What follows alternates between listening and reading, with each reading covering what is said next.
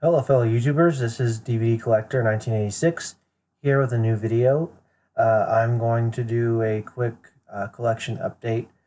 Just show y'all a few movies that I got in the mail um, over the last few days. Um, I have one that isn't in the list because it's a pre-order and it hasn't arrived yet. It doesn't actually uh, the release date isn't until the 9th, which is 2 days from now. So you won't see that one yet. But I have these other ones here. So let's just get into it. First, a couple of DVDs. The Final Girls. I could have gotten this on Blu-ray, but the Blu-ray was pretty expensive. And the DVD was a lot cheaper. So for now, I just went ahead and got this. This is actually a really good horror flick. It's PG-13, and I'll just say I'm not typically a big fan of PG-13 horror films. I just think they're junk. Um, if you're gonna do a horror film, you might as well do it rated R. So I never understood the hype around PG-13 sissy horror films, but this is an exception to the rule. It's a full-on spoof of 1980s slasher horror flicks, and in particular, it's a spoof of Friday the 13th. You can tell by the killer in the back with the machete. Um, and basically, this is a really good movie. It's there's this girl who her mother used to be a 1980s horror actress in this slasher flick called Camp Bloodbath. And 20 years go by, her mom's not an actress anymore. Or if she is, she's not really that popular anymore. And she's having trouble finding a job. So she goes around with her resume, taking interviews and whatnot. And at the very beginning of the movie, the actress and her daughter are driving around, and they get into a big nasty car wreck. Well, the mother dies in the car wreck, the daughter doesn't. And then fast forward 3 years, and the daughter and some of her friends they convince her to go watch a horror double feature event at this movie theater where they're gonna show Camp Bloodbath 1 and Camp Bloodbath Part 2 back to back as a double feature. And she's still in the deep pits of sorrow and grief because of her mother dying in the car accident for real. And so she's real reluctant to go, but she ultimately decides to go because she'll get to, in a way, she'll get to see her mother in the movie by watching it. So, and where this movie gets interesting is that they're watching the movie, and accidentally a fire starts in the theater, and everybody's running out, and the daughter, I'll just call her the daughter, and her friends, they run up to the movie screen, and they decide that there's an exit door behind the screen, so they cut a big hole in the screen and go through it. And the next thing you know, they all kind of black out, and when they wake up, they find themselves inside the movie that they were watching in the theater, and they don't know how they got there. They just they remember cutting a hole through the screen and walking through, and that was it. And then when they wake up, they are um, inside the movie. Now, the interesting part is that the characters within the fictional characters and stuff within the movie are real within the movie itself. So she actually gets to interact with her mother, even though her mother is deceased in real life. her mother is very much alive as this fictional character in the movie. And it's a really neat movie because it's about going inside a fictional movie and interacting with the characters. It's a spoof of 80s slashers, but at the heart it has of the movie, it has this moral tale of, it's horrible when you lose people you love, but the lesson in the movie is that even though you lose people, if you're still around and you're still alive, you have to figure out a way to live with that loss, learn to let those people go, and ultimately learn to move forward and get on with your life. Um, and so I know that sounds really deep, but really all of that stuff is in this movie.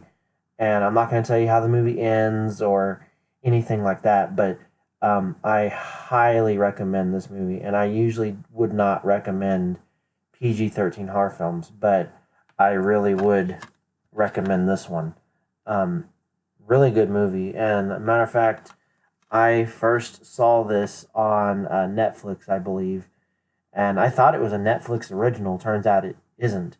And as soon as I figured out that it was actually on DVD and Blu-ray, I picked up a copy. So, sorry I went on a long kind of tangent about this movie, but this movie really struck a chord with me because my grandfather passed away in January. So I can talk about it now, but when it first happened, it was pretty bad.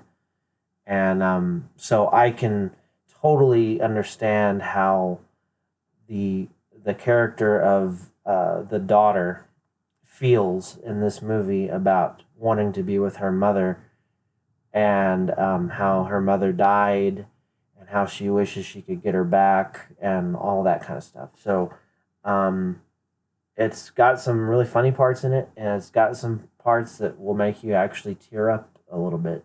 So highly recommend this movie. Next, I got another DVD called A Horror Christmas Story. This is a really neat movie. It's a horror anthology, but obviously all the tales in the movie take place on Christmas Day or Christmas Eve. I believe it's Christmas Day, actually. I could be wrong. But you've got one tale is about a family, a husband and wife and their son. They go looking to find a tree to cut down, and they basically, kind of like at the beginning of what's that movie called? Christmas Vacation, when the Griswolds go and they search out the perfect tree to take back home and they cut it down. That's kind of what the family does in this movie. And the son gets lost while they're picking out a tree, and then something concerning him, I won't say what, something happens, and then that's that segment of the movie. And then there's another one about a group of friends who go exploring a school that's closed that used to be a convent at some point, and the place is haunted, and they get trapped in there on Christmas evening, during the late hours of the evening, so it's at night. So that's another one. And then there's another tale about a family who basically get terrorized and chased by the Krampus creature. And if you know anything about some of the old Christmas mythology, there is a legend of a creature named Krampus. He's basically the evil version of Santa. He's like the anti-Santa. And there's a family that gets terrorized by Krampus. And then there's another tale, which is actually my favorite, which is you've got Santa Claus, who that's actually him right there. I don't remember who plays him in the movie, but that's the guy. And Santa Claus is at the North Pole, and one of the elves, he has a whole bunch of elves, that help him with stuff. And one of the elves turns up sick and gets very ill and then dies.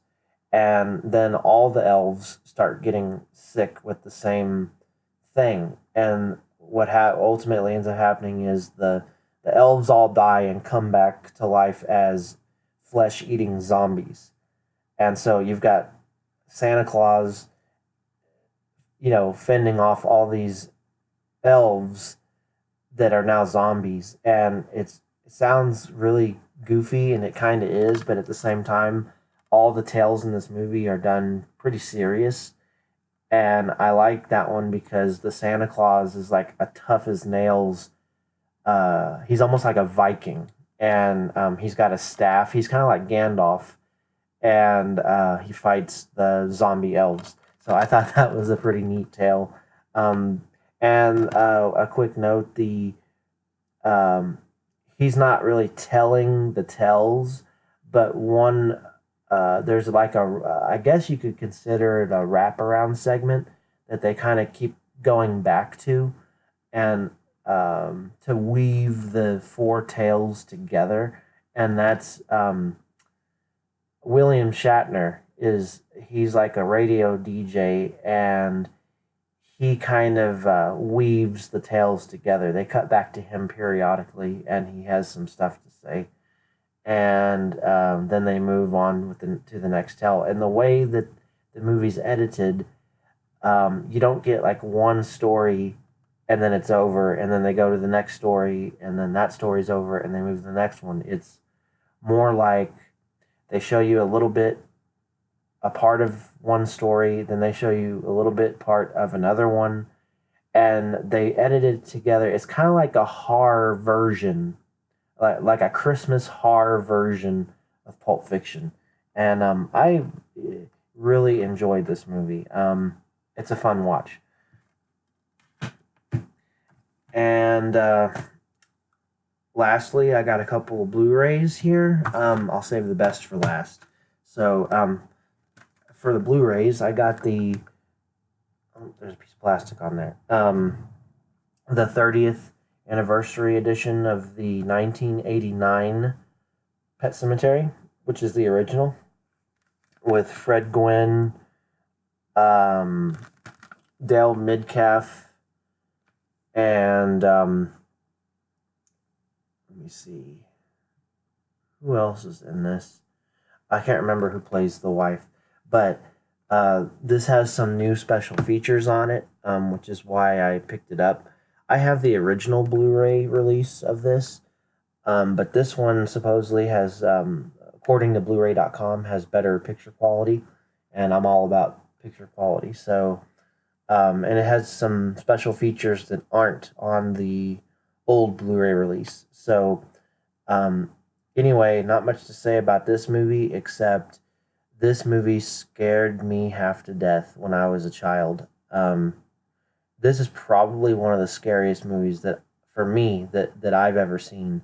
Horror movies that deal with supernatural elements, things coming back from the dead, and like, spooky cemeteries, and that's just right up my alley. That's the kind of stuff that scares me. So, I really, really like this movie. But I picked this up.